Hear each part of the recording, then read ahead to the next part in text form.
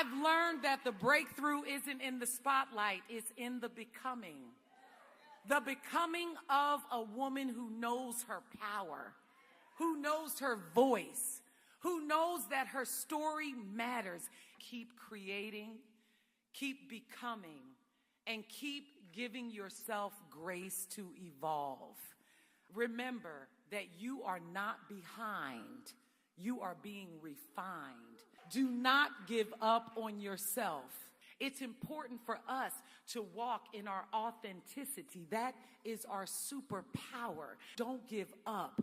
Dream big. I want to jump on here and encourage someone today that even when things look bleak, even when all hope looks lost, you have to learn that we serve a forgiving, loving, graceful God that will in an instant change things and work things in your favor.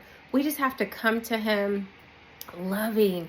We have to come to him remorseful. We have to come to him just laying down our pride and just ask for mercy and grace over our lives. Like, hey, God, I know I've sinned. Please forgive me, like wipe away my sin and give me another chance. Y'all, Moses did it. Jacob did it. Jacob was pleading with God. And I'm in the book of Nehemiah today. Super exciting. Just tapped in. And Nehemiah seeing how his people were oppressed.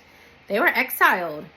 They were taken over. The land was taken over. All of that milk and honey, all of that their ancestors had been promised and worked so hard for in the wilderness for 40 years, all of that was taken away because of their disobedience, because they chose to worship and idolize other gods.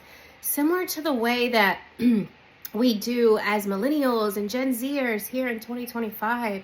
There's little things that we may begin to idolize, whether that's relationships, whether that's materialism, whether that's friendships. We place these things before God, and ultimately we are hurting him and we are abusing his grace and mercy. But Nehemiah showed us that he didn't want to take no for an answer, honey. Y'all, he desperately sought and begged for mercy for the Lord, and God used him to restore his people, the Israelites, back to their nation. God gave him a strategic assignment to build a wall and restore the temple, and just it didn't make sense to a lot of people, which we can relate to, because our God-given gifts and our God-given assignments, it may not make sense to a lot of people. So we also see that Nehemiah chose to move in silence. Why? Because the more God downloads into your brain, if you push this information out too quickly, before you're fully grounded, before you're fully rooted and planted, then this can ultimately deter you. Satan's going to send his little minions to just deter you and stray you away, But Nehemiah knew to move in silence. I take my guidance and all my directions from the Lord, and I'm going to move in obedience to do the assignment he has for me here on earth. So you got to keep that same energy. You have to move in obedience. You have to move silently, because the moment he opened his mouth, and you'll see in Nehemiah chapter 3, he was getting all the backlash. He was getting all the hate. And you're going to have that as a Christian. Look what happened to Jesus and all his disciples. There's going to be a lot of people that don't understand your calling, that don't understand your assignments. And the enemy's going to move through them to make it completely miserable. They're not going to just sit there and congratulate you all the time.